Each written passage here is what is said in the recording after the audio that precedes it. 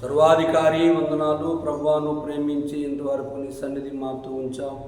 అందును బట్టి నిన్ను ఘనపరుస్తూ హెచ్చిస్తూ పూజిస్తూ మహింపరుస్తూ నీ నామాన్ని గొప్ప చేస్తూ యావత్ ప్రపంచానికి దేవుడు ఒక్కడే, దేవునికి నరునికి మధ్యవర్తి ఒక్కడైనా యేసు ప్రభువారుగా జగత్ పునాది వేయబడక మునుపు అయ్యా నువ్వు మా కొరకే భూమి మీద రావడానికి ఇష్టపడినందుకు నిన్ను ఘనపరుస్తున్నాను.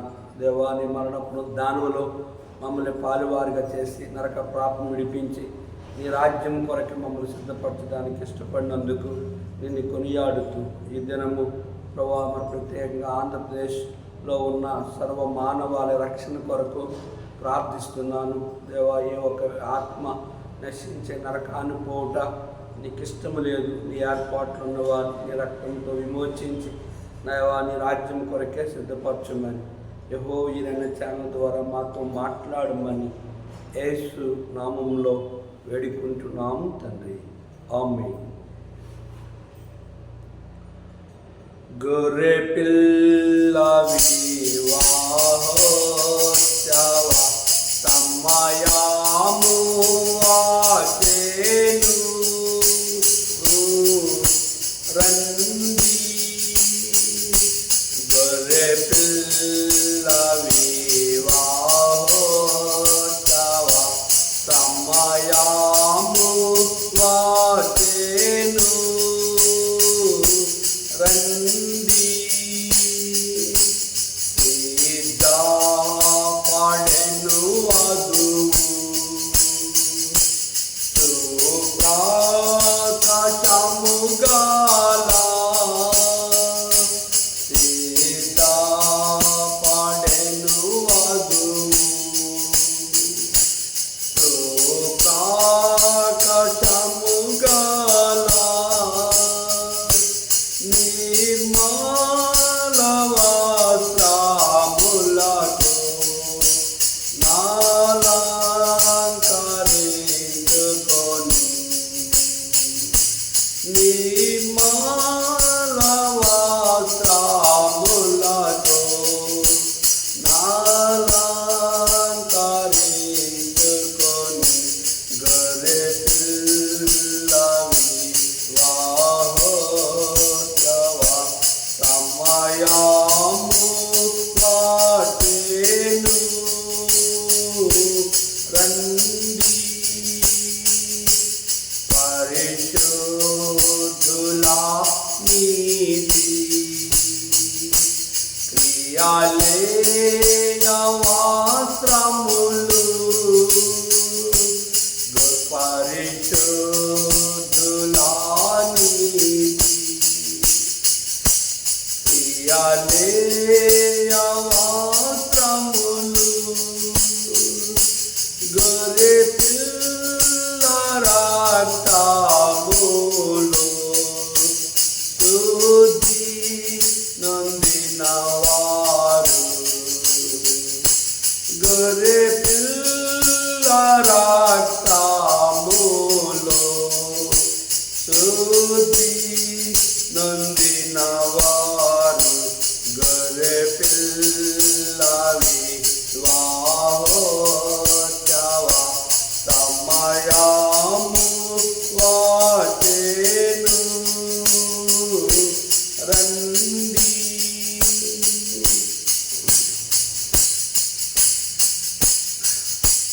ప్రేమించి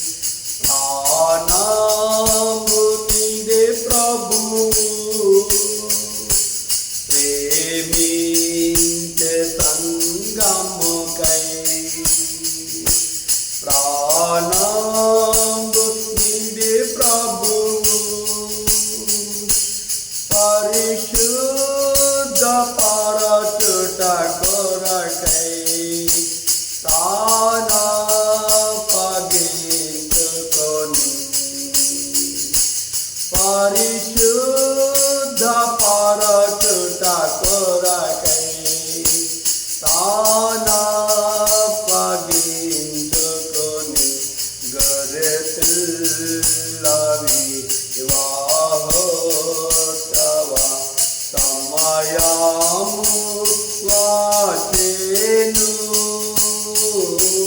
రండి యేసు క్రీస్తుండే సంగము నాకు శిరసు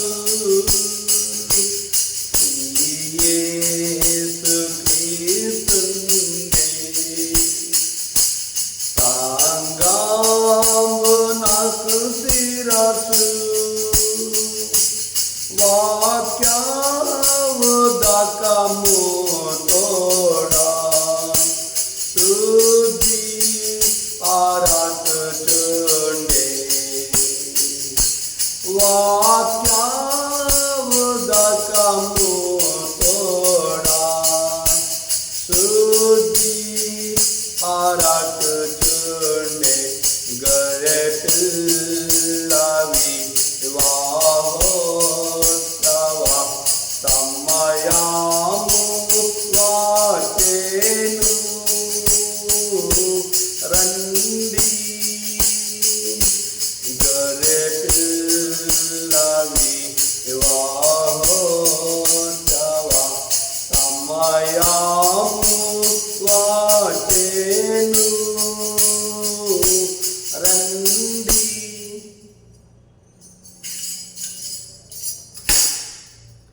దేవుని వాక్యాన్ని చదువుకుందాం. 1 కొరింథీ పత్రిక 7వ అధ్యాయము 16వ వచనం. ఓ స్త్రీ, నీ భర్తను రక్షించదవో లేదో నీకేమి తెలియను? ఓ పురుషుడా, నీ భార్యను రక్షించదవో లేదో నీకేమి తెలియను? అయితే ప్రభువు ప్రతివానికి ఏ స్థితి నియమించునో, దేవుడు ప్రతివాన్ని ఏ స్థితి యందు పిలిచునో ఆ స్థితి అందే నడుచుకొనవలెను. ఈ ప్రకారమే సంఘములన్నిటిలో నియమించుచున్నాను. ఆ శ్రేష్ఠంబు గ్రంథములో ఎచోట చూచిన ఆధరణయున్నది, సుఖదుఃఖములో వాగ్దానమున్నది. విశ్వాసముంచి ధ్యానించుడి, విశ్వాసముంచి ధ్యానించుడి. ప్రభునందు ప్రియమైన దేవుని సేవకులకు, పరిశుద్ధులకు, అన్యజనులైన మా ప్రియ దేశీయులకు ప్రభువైన యేసుక్రీస్తు నామములో యెహోవా అనే ఛానల్ ద్వారా దేవుని వాక్యం వింటున్న మీ అందరికీ ప్రభు నామములో వందనాలు లేదా శుభములు తెలియజేస్తూ ఉన్నాను. మీరందరూ బాగా ఉన్నారని నమ్ముతూ మీ కొరకు ప్రార్థిస్తున్నాం, మా కొరకు కూడా ప్రార్థిస్తున్నారని నమ్ముతూ ఉన్నాం. కొంతమంది దేవుని వాక్యము ఓపెన్ అవ్వట్లేదు అని అంటున్నారు. కనుక వాక్యం మీద చేయించి తీస్తే ఏడీడీ అని వస్తుంది. దాన్ని నొక్కినట్లయితే దాని మీద చేయబెడితే సేవ్ అని వస్తుంది. సేవ్ చేస్తే దేవుని వాక్యం వస్తుంది. ఒకటి సబ్స్క్రైబ్ చేస్తే 190 వర్తమానాలు ఉన్నాయి. కనుక వర్తమానాలన్నీ కూడా మీకు అనుదినము వినడానికి అవకాశము ఉంది. కనుక దేవుని వాక్యమును వినడానికి ప్రయత్నం కూడా మీరు చేయొచ్చు. దేవుని వాక్యంలోనికి వెళదాం. 1 కొరింథీ పత్రిక 7వ అధ్యాయము 10వ వచనం. అయితే అవిశ్వాస అయిన వాడు ఎడబాసిన ఎడబాయవచ్చును. అట్టి సందర్భములో సహోదరునికైనను నిర్బంధము లేదు. సమాధానముగా ఉండుటకు దేవుడు మనలను పిలిచెను. అవిశ్వాస అయిన భర్త ఉండి, విశ్వాస అయిన భార్య ఉండి, కాపురము భర్త తన విశ్వాసైన భార్య తన భర్తతో కాపురం చేయాలని ఇష్టపడితే కనుక వారి విషయంలో వారు కనుక మరి రక్షించుకోవడానికి అవకాశం అనేది ఉంది. కనుక అవిశ్వాసులైన భార్య ఉండి విశ్వాసైన భర్త ఉన్నట్లయితే విశ్వాసైన భర్తను బట్టి భార్యను రక్షించుకోవడానికి అవకాశము ఉంది.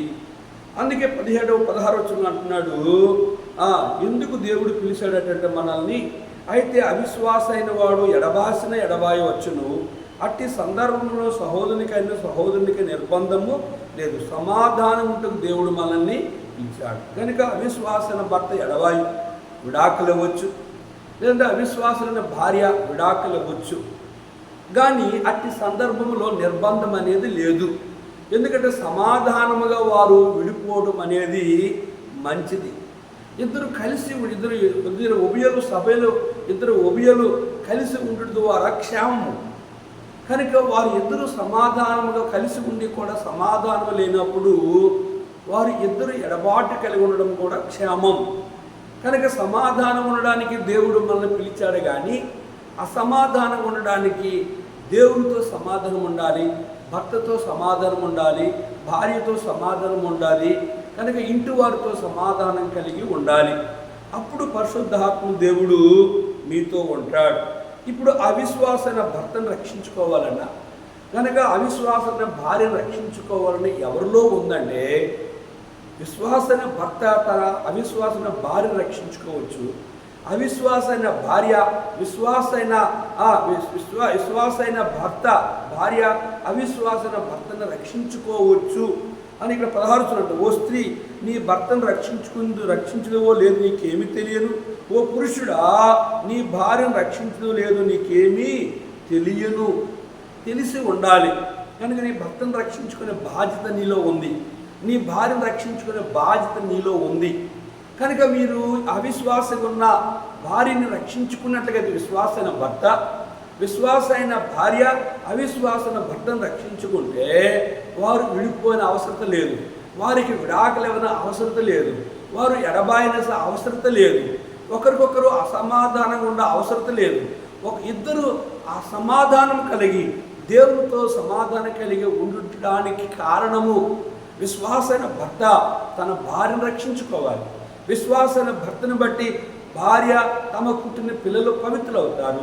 విశ్వాసమైన భార్య బట్టి అవిశ్వాసన భర్త తన పిల్లలు పవిత్రులవుతారు. కనుక ఓ స్త్రీ నీ భర్తను రక్షించుకుందో లేదో నీకేమీ తెలియను. ఓ పురుషుడా నీ భార్యను రక్షించుకుందో లేదో నీకేమీ తెలియను. తెలిసి ఉండాలి. కనుక మనం యోధా పత్రికకి వెళ్ళినట్లుగైతే యోధా పత్రికలో ఒక విషయాన్ని మనం గమనిస్తూ ఉంటాం.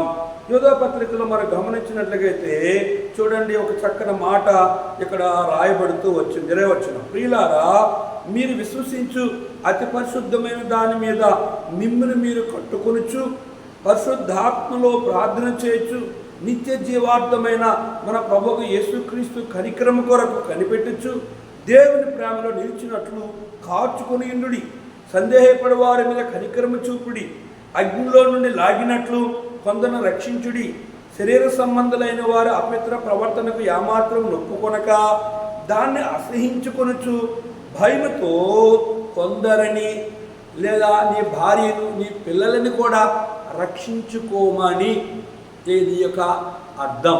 సందేహపడు వారిని అవిశ్వాసులైన వారిని రక్షించుకునేడానికి అగ్నిలో జోగుతున్న నీ భార్యని, అగ్నిలో జోగుతున్న నీ భర్తని, అగ్నిలో జోగుతున్న నీ పిల్లలని, అగ్నిలో జోగుతున్న నీ బంధువులని, అగ్నిలోని జోగిపోతున్న నీ రక్త సంబంధాలని, అగ్నిలో జోగిపోతున్న నీ గ్రామము, మండలము, జిల్లా, రాష్ట్రము, దేశం, ప్రపంచంలో ఉన్న సర్వ మానవాల కొరకు ప్రతి ఒక్క విశ్వాసన భార్య ప్రార్థన చేయాలి. అవిశ్వాసం ఎదుట నువ్వు మాదిరిగా ఉండాలి. అవిశ్వాసన భర్తని నువ్వు విడిచినట్లుగైతే అతను రక్షించబడడు, అతను నరకానికి వెళ్తాడు. కనుక అవిశ్వాసన భార్య విశ్వాసన భర్త రక్షించుకున్నట్లుగైతే ఆ స్త్రీ పరలోక రాజ్యానికి, ఆ పిల్లలు పరలోక రాజ్యానికి హక్కుదారులుగా ఉంటారు. ఇక్కడ 10వ వచనం మనం గమనిస్తే, అయితే ప్రభు ప్రతి వానికి ఏ స్థితి నియమించునో, దేవుడు ప్రతి వారిని ఏ స్థితి యందు పిలిచినో ఆ స్థితి యందే నడుచుకొనవలెను, ఈ ప్రకారమే సంఘములన్నిటిలో నియమించుచున్నాను. కనుక ప్రతి వారిని దేవుడు ఏ స్థితిలో నిన్ను పిలిచాడో ఆ స్థితిలోనే నువ్వు నడుచుకోవాలి. కనుక దేవుడు నిన్ను ఏ స్థితిలో ఉండి రక్షించాడు. అవిశ్వాసన రక్షించినప్పుడు కూడా విశ్వాసన భర్త అవిశ్వాసన భార్యను రక్షించుకోవచ్చు. అవిశ్వాసన భార్య విశ్వాసన భర్తని, పిల్లలని, బంధువుల్ని కూడా రక్షించుకోవడానికి వారి కొరకు పరిశుద్ధాత్మతో నింపడిన ప్రార్థనా జీవితాన్ని కలిగినట్లయితే క్రీస్తు ప్రేమ 1 కొరింథీ పత్రిక 13వ అధ్యాయంలో మనం గమనించినట్లయితే ఇక్కడ ఒక చక్కని మాట రాయబడుతూ వచ్చింది. చూడండి ఏంటి ఆ ప్రేమ. 1వ వచనం చూస్తే, మనుషులు భాషలతోనూ దేవదూతల భాషలతోనూ నేను మాట్లాడినను ప్రేమ లేని వాడినైతే మ్రోగుడు కంచు గనగనలాడు కాలమునయుందును. ప్రవచించు కృపావరము కలిగి మర్మములనియు జ్ఞానమంతి ఎరిగిన వాడినైనను కొండలను పెకిలింపగల పరిపూర్ణ విశ్వాసము గల వాడినైనను ప్రేమ లేని వాడినైతే నేను వ్యర్థుడును. బీదలకు పోషణ కొరకు నా ఆస్తి అంతి ఇచ్చినను, కాల్చబట్టకు నా శరీరము అప్పగించినను ప్రేమ లేని వాడినైతే నాకు ప్రయోజనమేమి? ప్రేమ దీర్ఘకాలము సహించును, దయ చూపించును, మత్సరపడదు. ప్రేమ డంబముగా ప్రవర్తింపదు, అది ఉప్పొంగదు, అమర్యాదగా నడవదు, స్వప్రయోజనం విచారించుకొనదు, త్వరగా కోప్పడదు, అపకారమును మనసులో ఉంచుకొనదు, దుర్నీతి విషయంలో సంతోషపడక సత్యమందు సంతోషించును, అన్నిటికీ తాలుకొను, అన్నిటినీ నమ్మును, అన్నిటినీ నిరీక్షించును, అన్నిటినీ ఓర్చును. ప్రేమ శాశ్వతకాలముండును. అర్థమైందా? దేవుని ప్రేమ నీలో ఉంటే కనుక నువ్వు ఏ స్థితిలో పిలువబడ్డావో, విశ్వాసగా పిలువబడినా నీవు అవిశ్వాసులు ఉండి పిలువబడినప్పుడు కూడా కనుక నీ వెనుకున్న వారిని రక్షించుకునే బాధ్యత సంఘ ప్రార్థన, వ్యక్తిగత ప్రార్థన, ఏకాంత ప్రార్థన, ఆల్ నైట్ ప్రేయర్. కనుక 2, 3, 4 షద్రకు, మేషకు, అబేద్నెగో, దానియేలు వాళ్ళు 4 కలిసి ప్రార్థించారు. నీ భర్త కొరకు నువ్వు ఈ రీతిగా ప్రార్థనలో గడిపినట్లయితే, తను రక్షించమని నువ్వు ఆశించినట్లయితే, నీ ప్రార్థన ద్వారా ఓ స్త్రీ నీ భర్తను రక్షించుదువు, ఓ పురుషుడా నీ భార్య రక్షించుదువు, ఓ విశ్వాసి నీ రక్త సంబంధులని, నీ బంధువర్గాన్ని, నీ శత్రులైన వారిని రక్షించుకోవాలడానికి దేవుడికి ఒక అవకాశం అనేది అనుగ్రహించాడు.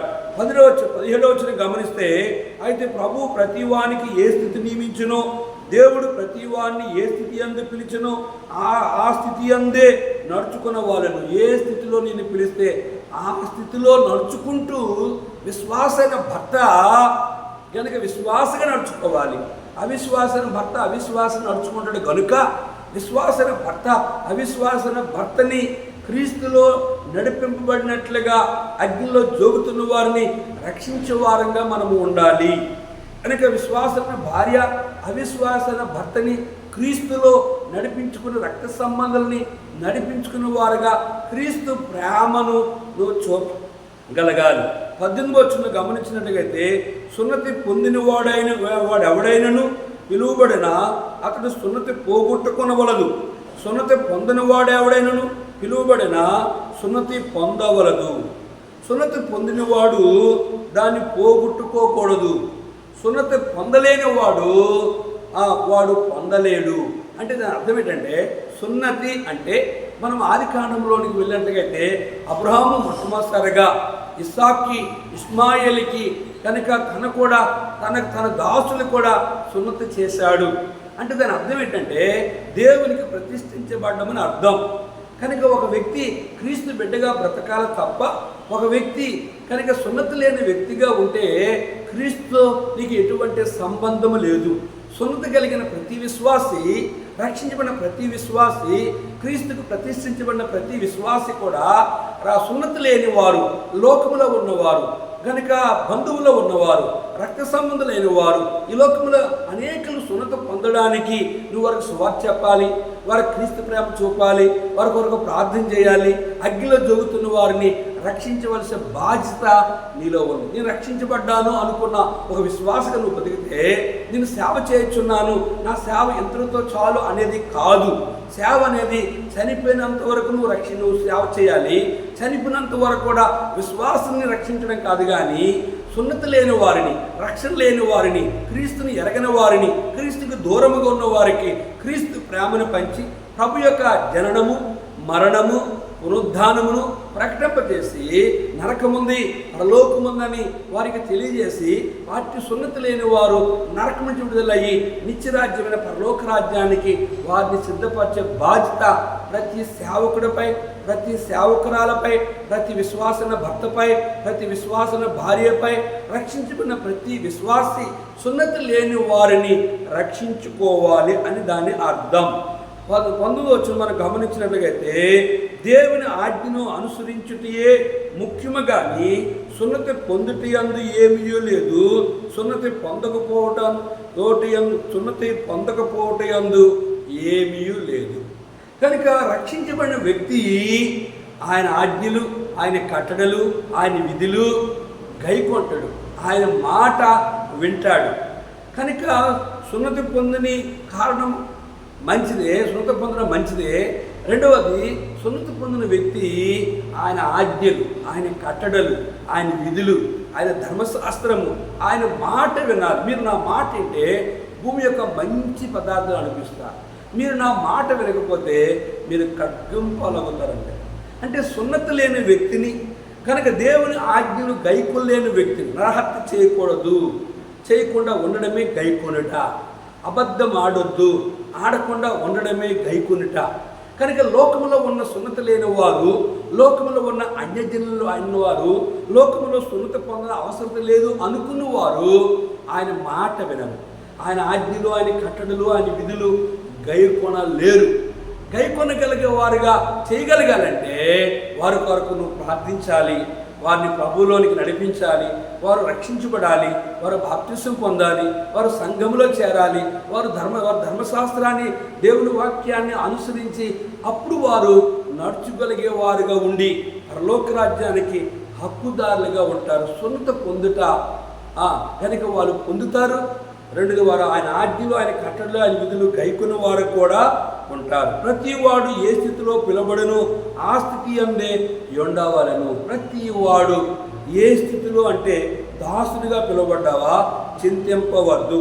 స్వతంత్రుడిగా పిలువబడ్డావా, స్వతంత్రుడకు మరీ మంచిది. కనుక దాసుడిగా పిలువబడిన, యజమానిగా పిలువబడిన, పనివాడిగా పిలువబడిన, పై అధికారిగా పిలువబడిన, కనుక నువ్వు ఏ స్థితిలో పిలువబడినప్పుడు కూడా ఆ స్థితిలోనే నువ్వు సంతోషించు. దాసుడిగా ఉన్నావా, ఇంటిలో పనివాడిగా ఉన్నావా, పనివాడిగా ఉండాలి. ఆఫీసులో పనివాడిగా ఉన్నావా, పనివాడిగా ఉండాలి. కానీ పై అధికారి, నీ ఆఫీసులో ఉన్నవారు అందరి మీద అధికారిగా ఉన్నావా, అధికారిగా ఉండాలి. నీ పైన అన్న అధికారులు కూడా నువ్వు లోబడిన వాడివై ఉండాలి. అంటే ఇక్కడ రాయబడిన మాట ఏంటంటే ప్రతి వాడు ఏ స్థితిలో పిలువబడినో ఆ స్థితిలోనే ఉండవాలని. మనకు నియమించబడిన స్థితి, విశ్వాసగా పిలువబడ్డావా, అవిశ్వాసగా సంఘంలో ఉన్నావా? కనుక దేవుని ఆజ్ఞలు గైకొని ఆయన చిత్తాన్ని నెరవేర్చే బలాన్నమ్మకం మంచి దాసుడిగా పిలువబడ్డావా?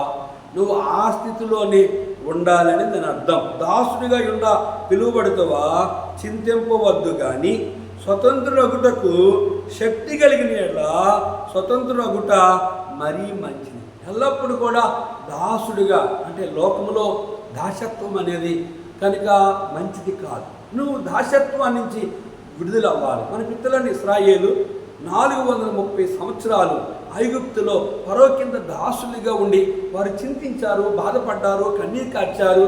వారు మూర్ఖులు. దేవుడు విని వారి కన్నీటిని దేవుడు చూచి కనుక మోషేని పంపించి వారిని స్వతంత్రులుగా ఐగుప్తుని విడిపించాడు, ఎర్ర సముద్రుని విడిపించాడు. తిరిగి ఎన్నడూ ఐగుప్తుకి దాసులుగా వెళ్ళడానికి ఇష్టపడలేదు. మనము శత్రువైన అపవాదికి దాసుడిగా, లోకములో ఏ వ్యక్తికి దాసుడిగా, లోకములో ఏదో పాపానికి, త్రాగుడికి, వ్యభిచారికి, జోదానికి, మోసానికి, అన్యాయానికి, అబద్ధలాడడానికి చాలామంది విశ్వాసులు అబద్ధాలు ఆడుతుంటారు. చాలామంది సేవకులు అబద్ధాలు ఆడుతుంటారు. చాలామంది విశ్వాసులు వడ్డీకిస్తుంటారు. చాలామంది సేవకులు కూడా వడ్డీకిచ్చే వాళ్ళు ఉన్నారు. చాలామంది విశ్వాసులు పరస్త్రీతో, పరపురుషులతో పాపము చేసి పాపానికి దాసులుగా ఉన్నవారు ఉన్నారు. చాలామంది సేవకులు, సేవకురాలు, చాలామంది దేవుని నమ్ముకున్న వారు సైతం, మందిరంకి వెళ్ళి రక్షించబడిన వారు సైతము కూడా విడిచి వచ్చిన వారికి దాసులుగా ఉండేవారుగా చాలామంది ఉన్నారు. దేవుని సేవకులారా, సేవకురాలా, విశ్వాసైన పురుషుడా, విశ్వాసైన స్త్రీ, నీవు మరలా విడిచొచ్చిన పాపమునకు దాసులుగా కాకుండా ఉండడానికి కనుక నువ్వు స్వతంత్రంగా ఉండాలి అనేది దీని యొక్క అర్థం. చూడండి 20వ వచనంలో 22వ వచనం, ప్రభువునందు పిలువబడిన దాసుడు ప్రభువు వలన స్వతంత్రము పొందినవాడు, ఆ ప్రకారమే స్వతంత్రుడయ్యుండి పిలువబడినవాడు క్రీస్తు దాసుడు. గమనించాలా? ప్రభువునందు పిలువబడిన దాసుడు ప్రభువు వలన స్వతంత్రము పొందినవాడుగా ఉండాలి. ప్రభువు రక్తంలో కడగబడిన నీవు విడిచొచ్చిన పాపముని విడిచి ప్రభువు బిడ్డగా స్వతంత్రం కలిగి ఉండాలి. భారతదేశానికి ఇన్ని సంవత్సరాలు స్వతంత్రం వచ్చిందని స్వతంత్ర దిన సంవత్సరము ప్రతి సంవత్సరం జరుపుకుంటున్నారు. కానీ భారతదేశంలో నిజమైన ఆ యొక్క బ్రిటిష్ వారి నుంచి విడుదల కలిగింది. కానీ భర్త నుంచి భార్యకి విడుదల, దాసులుగా ఉంటున్నారు. భార్య భర్తకి దాసులుగా ఉంటుంది. సమాజంలో దాసులుగా ఉంటున్నారు. ఆఫీసులో దాసులుగా ఉంటున్నారు. పాపమునకు దాసులుగా ఉంటున్నారు. కనుక దాస్యత్వాన్ని నుంచి విడుదల కావాలి. యేసు ప్రభువారు నీ నా పాపం అనే దాస్యం అనే కాడి కింద మరలా చిక్కుకోకుండా ఉండడానికి ఆయన వచ్చి నా పాపమును పరిహారించడానికి ఏడాది గొర్రెపిల్లగా ఆయన లోక పాపను మోసుకుని దేవుని గొర్రెపిల్లగా ఆయన సిలువలో చనిపోయి రక్తము కార్చి సమాధి చేయబడి తిరిగి లేచాడు. ఆయన రక్తముతో మన పాపము నుంచి మనం విడుదలయ్యాం కనుక మళ్ళా విడిచి వచ్చిన పాపమునకు దాసులుగా ఉండకూడదు. ఆ ప్రకారమే స్వతంత్రుడై ఉండి పిలువబడిన వాడు క్రీస్తు దాసుడు. క్రీస్తు సేవకులుగా, క్రీస్తు విశ్వాసగా, క్రీస్తు పరిశుద్ధులుగా, ప్రభు బిడ్డలుగా, పరలోక రాజ్యాన్ని వారసులుగా ఉన్నవాళ్ళు నిజమైన స్వాతంత్రమును కలిగి ఉండాలి. అందుకే మన గలతీ పత్రిక 5వ అధ్యాయంలో మనం మొదట వచ్చిన గమనించినట్లయితే ఈ స్వాతంత్రమును అనుగ్రహించి క్రీస్తు మనను స్వతంత్రులుగా చేసి ఉన్నాడు. కాబట్టి మీరు స్థిరముగా నిలిచి మరలా దాస్యమనే కాడి కిందకు చిక్కుకొనకూడి, మరలా విడిచి వచ్చిన పాపం అనే దాస్యం అనే కాడి కింద చిక్కుకోకుండా ఎఫెసీ పత్రిక మనం గమనించినట్లయితే ఎఫెసీ పత్రికలు కూడా ఈ మాటను మనం గమనిస్తాం. చూడండి, ఎఫెసీ పత్రిక 6వ అధ్యాయంలో ఒక చక్కని విషయాన్ని రాయబడుతూ ఉంది. చూడండి, ఇక్కడ 8వ వచనం, దాసుడైనను స్వతంత్రుడైనను మీలో ప్రతివాడు ఏ సత్కారము చేయను దాని ఫలము ప్రభు వలన పొందుదునని ఎరుగుదురు. యజమానులారా, మీకును వారికి యజమానుడైన వాడు పరలోకమందు ఉన్నాడని ఆయనకు పక్షపాతము లేదని ఎరిగిన వారై వారిని బెదిరించటం మాని ఆ ప్రకారమే వారి ఎడల ప్రవర్తించుడి.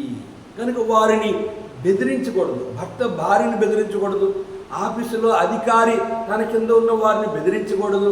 కనుక పై అధికారులు తన కింద ఉన్న వారిని బెదిరించకూడదు.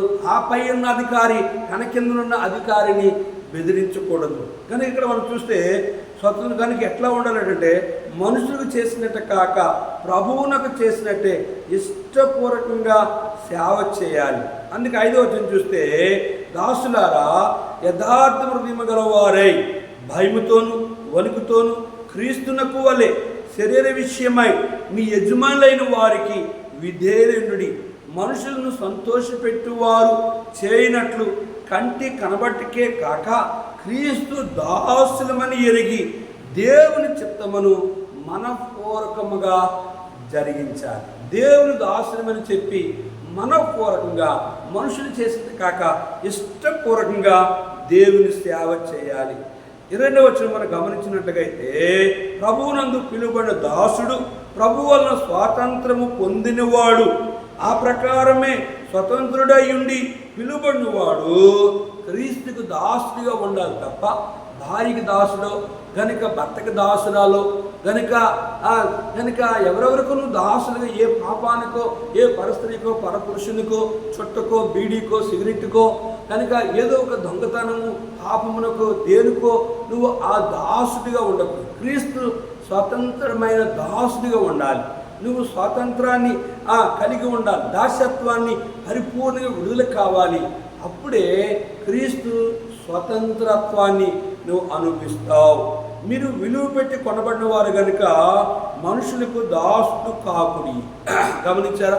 మీరు ఆ రక్తంతో విలువ పెట్టి కొనబడ్డారు కనుక ఏ మనుషుడికి భార్యగా నువ్వు నీ భర్తకి దాసురాలు కాదు. నువ్వు భార్యగా ఉన్న నీకు భర్తగా ఉన్న నీ భార్యకి దాసురాలు కావు. కనుక భార్యకి స్వతంత్రం ఉండాలి, భర్తకి స్వతంత్రం ఉండాలి. కనుక సంఘంలో విశ్వాస స్వతంత్రం ఉండాలి, సేవకుల స్వతంత్రం ఉండాలి.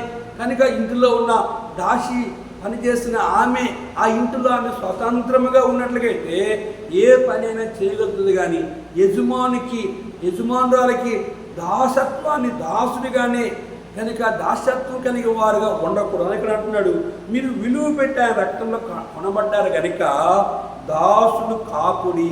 ఎవ్వరికి కూడా గనుక ఏ యొక్క అపవిత్రత కూడా, ఏ యొక్క చెడు వ్యసనాన్ని కూడా, ఏ మనుషునికి కూడా ఈ లోకంలో ఏ ఒక్క పరిస్థితులు నీ ముందున్నప్పుడు కూడా క్రీస్తు దాసులమని ఎరిగి ఆయనకి దాసుడు ఉండదు తప్ప ఈ భూమి మీద ఏ మనుషుడికి దాసుడుగా, ఏ సేవకునికి దాసుడుగా, ఏ విశ్వాసానికి దాసుడుగా, ఏ భార్యకి ఏ భర్తకి దాసుడుగా నీవు ఉండకూడదు. ఉన్నావు అంటే అక్కడ శత్రు యొక్క పరిపాలన జరుగుతుంది, సైతాని పరిపాలన అనేది జరుగుతుంది. చూడండి 24 సహోదరులారా, ప్రతి మనుషుడు ఏ స్థితిలో పిలువబడినో ఆ స్థితిలోనే దేవునితో సహవాసము కలిగి ఉండవాలి. దాసుడిగా పిలువబడ్డావా, దేవునితో స్వతంత్రం కలిగి ఉండాలి. విశ్వాసగా పిలువబడ్డావా, దేవునితో స్వతంత్రం కలిగి ఉండాలి. భార్యగా పిలువబడ్డావా, భర్తతో స్వతంత్రం కలిగి ఉండాలి. భర్తగా పిలువబడ్డావా, భార్యతో స్వతంత్రం కలిగి ఉండాలి.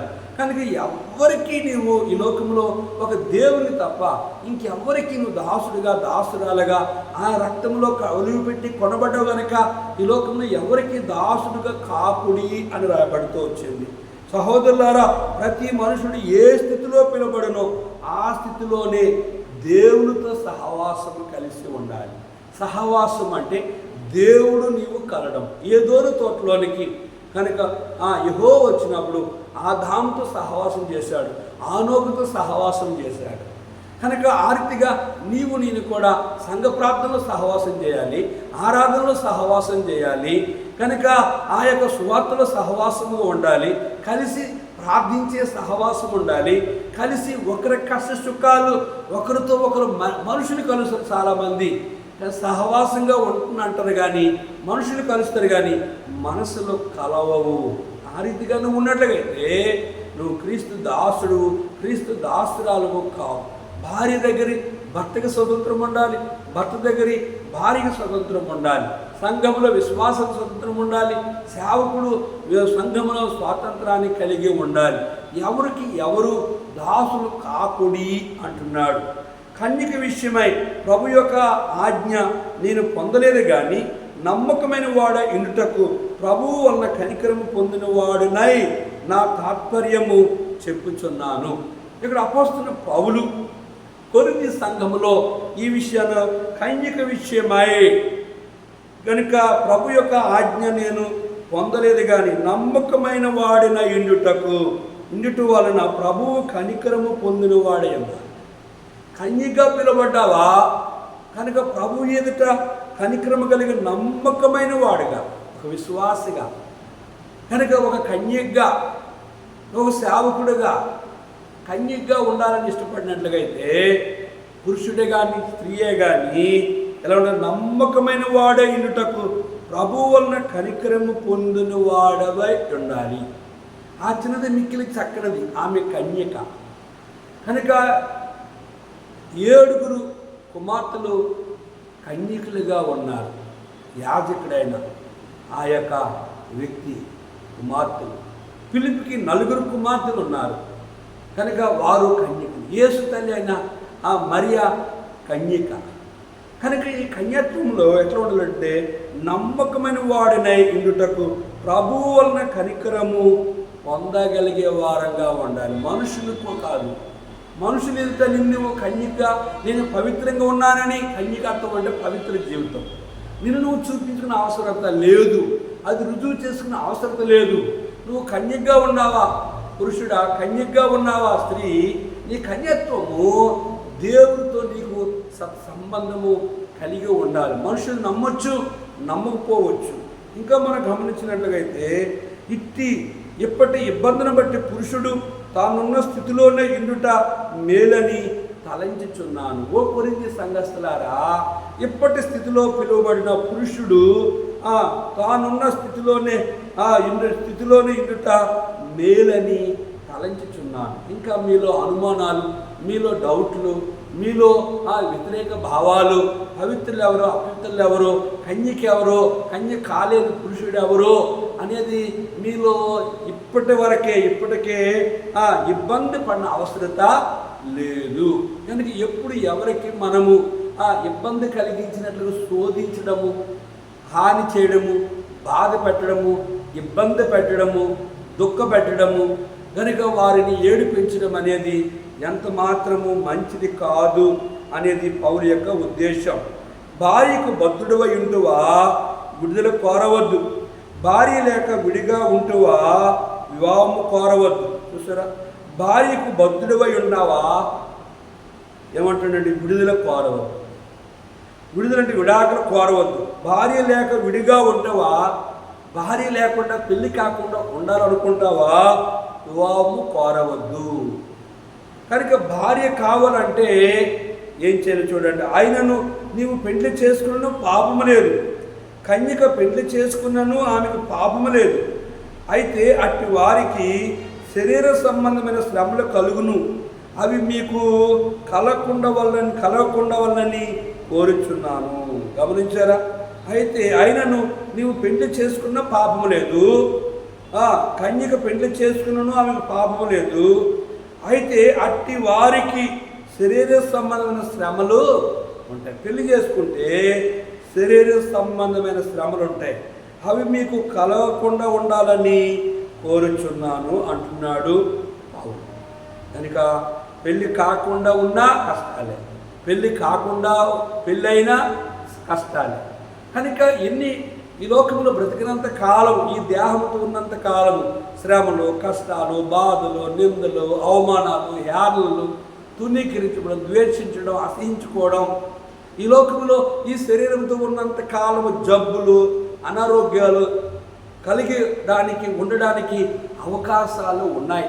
అన్నంత మాత్రాన పెళ్లి చేసుకుంటూ ఉన్న కష్టాలు వస్తాయి, పెళ్లి చేసుకున్న కష్టాలు వస్తాయి. అందుకని భక్తుడు ఏమంటుందంటే, భార్యకు బద్ధుడై ఉన్నావా, విడుదల కోరద్దు.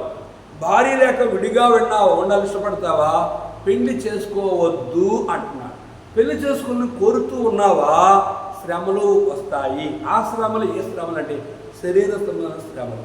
ఆ శ్రమలను ఎవరు మనకు మాదిరిగా ఉన్నారని యేసు చెప్పారు, ఈ క్రీస్తు శరీరము శ్రమపడను, మీరు అట్టి మనసును ఆయుధముగా ధరించుకోండి. యేసుప్రభువు వారు నిన్ను నన్ను తన రక్తంతో కొనడానికి ఆయన శ్రమపడి, ఆయన అవమానపరచబడి, నిందించబడి, హేళన చేయబడి, ఆయన పెండ్లి కుమారుడుగా ఈ భూమి మీద రావడానికి తల్లి గర్భంలో పడి మొదలుకొని సిలువలో చనిపోయినంత వరకు కూడా ఈ శరీరంతో ఎన్నో కష్టాలు అనుభవించాడు. కడవరికి తన ప్రాణాన్ని కూడా అర్పించాడు. 39 కొరడా దెబ్బలు తిన్నాడు, బహుమ్ము వేయబడ్డాడు. కనుక గడ్డం పెరికి వేశారు, పిడిగుద్దులు గుద్దారు, సిలువ మీద దిగు నమ్ముతామని అపహాస్యం చేశారు. నిన్ను రక్షించుకో, ఆయనతో దొంగలు సిలువేయబడ్డారు. వాళ్ళు అంటున్నారు, నిన్ను రక్షించుకో, మమ్మల్ని కూడా రక్షించని హేళన చేస్తూ వచ్చారు. కనుక దేని కొరకు ఇన్ని శ్రమలు అనిపించాడంటే, ఆయన చనిపోయి రక్తము కార్చి తన రక్తం ద్వారా పాపి అయిన సర్వ మానవాళిని, తన ఏర్పాట్లో ఉన్నవారిని తన రక్తంతో కడిగి క్రీస్తు శరీరం శ్రమపడను. కనుక మీరును అట్టి మనసును ఆయుధముగా ధరించుకోండి. యేసుప్రభువు శ్రమపడ్డాడు కనుక, ఆయన రక్తం కార్చాడు కనుక పరలోకానికి వెళ్ళాడు, ఈ భూమి మీదకి వస్తాడు. ఆ రక్తంతో కొన్న పరిశుద్ధులని ఎన్ని శ్రమలు, ఎన్ని కష్టాలు పడే అనుభవం ఎవరు చూపరండి. యేసుప్రభువు శ్రమ పడ్డాడు. ఆ శ్రమలన్నీ నీకు నాకు మాదిరిగా ఆయన చూపిస్తూ వచ్చాడు. ఆ శ్రమలు కూడా ఈ భూమి మీద ఉన్నంత వరకు మనకు ఉంటాయి. అయితే ఆ తర్వాత మనం శ్రమలన్నీ దాస్యత్వం నుంచి విడుదలయ్యి స్వాతంత్రాన్ని కలిగి యుగాలు ఏడుపు ఉండదు, దుఃఖం ఉండదు, మరణం ఉండదు, కన్నీరు ఉండదు, అక్కడ ఏ రోగాలు ఉండవు, పరలోకంలో ఏ శ్రమలు, ఏ ఇబ్బందులు ఉండవు. నిత్యము దేవదూత వలె ప్రభువును స్తుతించి ఆరాధించుకునే ఉంటావు. ఆ రాజ్యంలో ప్రవేశించాలంటే ఆయన పెండ్లి కుమారుడుగా రాబోతున్నాడు. నువ్వు పెండ్లి కుమార్తెగా మధ్యాకాశంలో ఆయన కలుసుకోబోతున్నావు.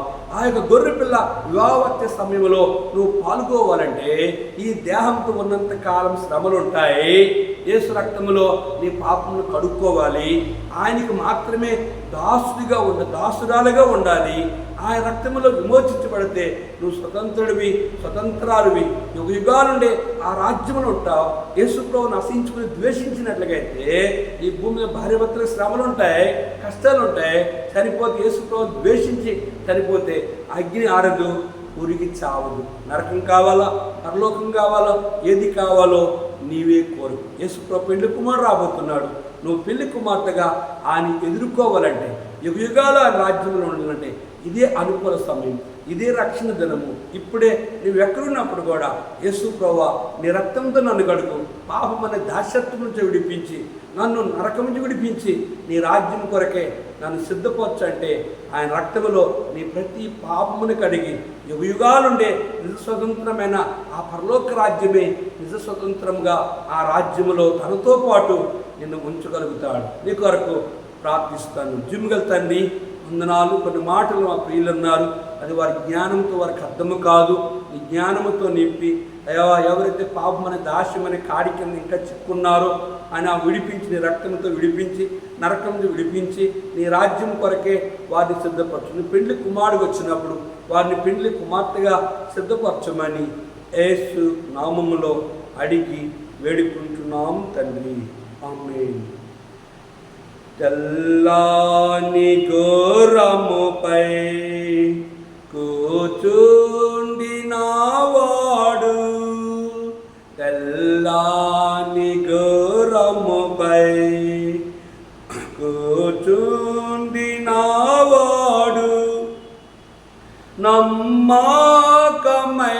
నమ్మకమయ్యున్నటి పెండ్లి కుమారుండు, నమ్మకమయ్యున్నటి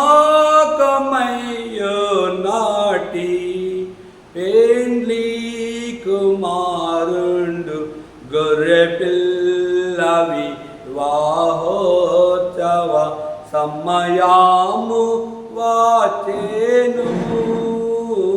రండి. తండ్రి యొక్క దేవుని ప్రేమయు, కుమారుడు యేసుక్రీస్తు వారి కృపయు, పరిశుద్ధాత్మిక సహవాసం తాను ప్రేమించు వారికి దేవుని వాక్యం ప్రతి బిడ్డకును తోడుండి ఆశీర్వదించునుగాక. ఆమేన్. Praise the lord.